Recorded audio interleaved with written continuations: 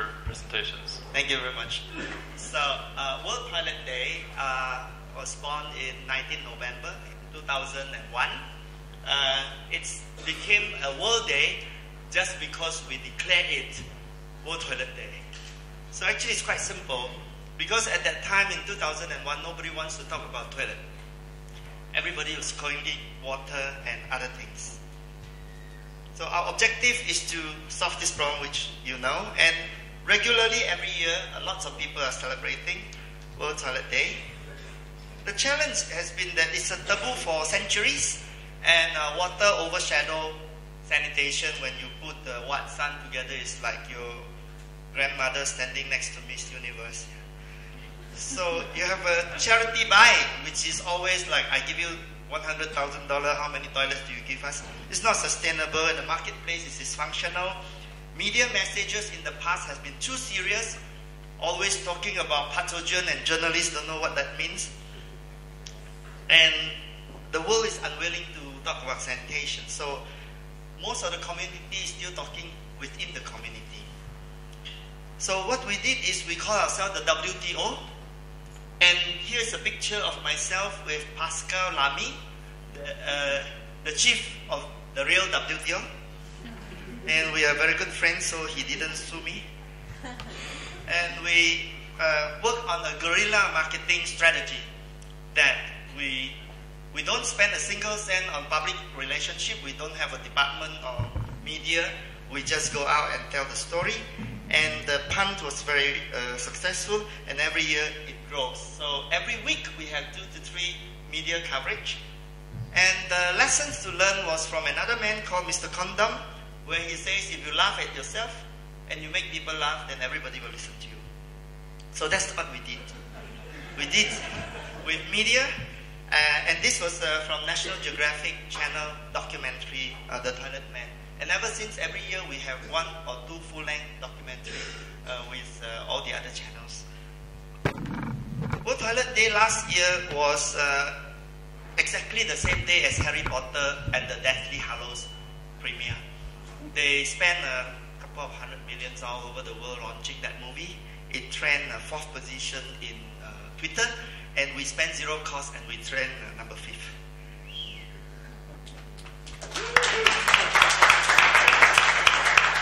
If you type World Toilet Day on the Google, you get 33 million posts and 5 million photographs.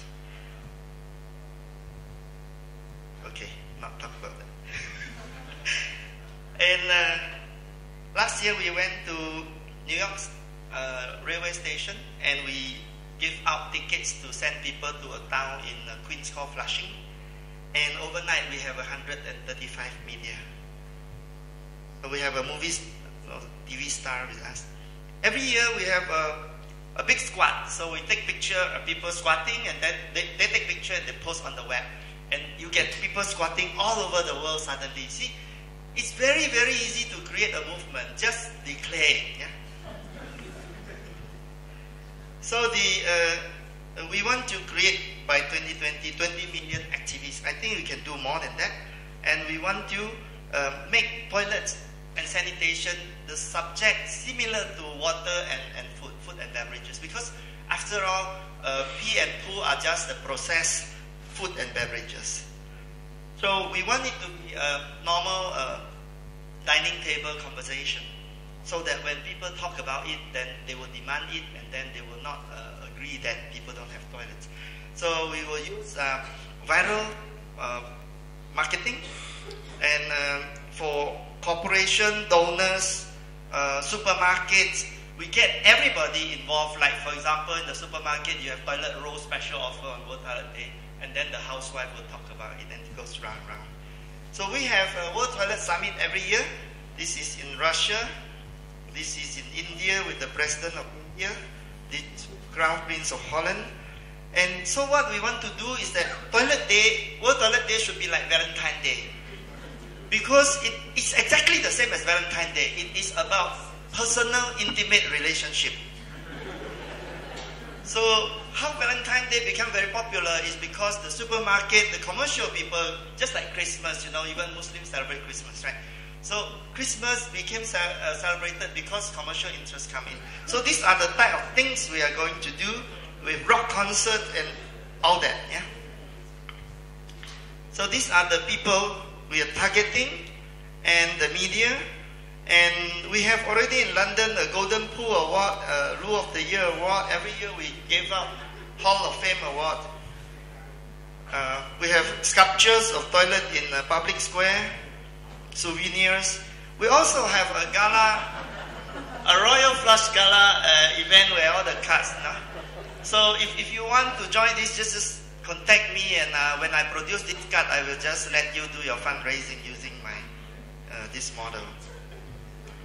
And right now we are in the queue for President Clinton to give a greeting message on video. And we hope nobody jump queue, and then we will have that. And probably we can ask also Melinda case. So thank you very much. That is what I think Jack deserves a big round of applause.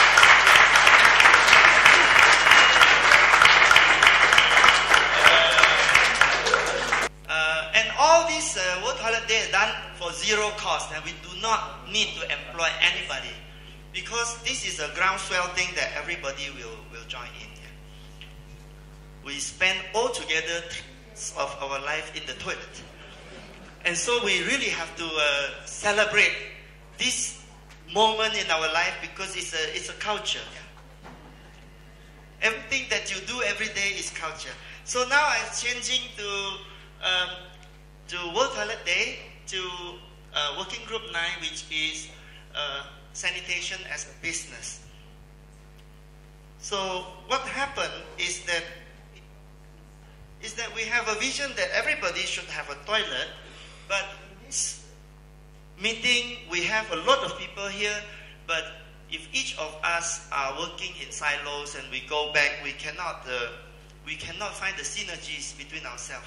We cannot create integrated situation. So we have to make the market work, because when the market works, profit will drive sustainability.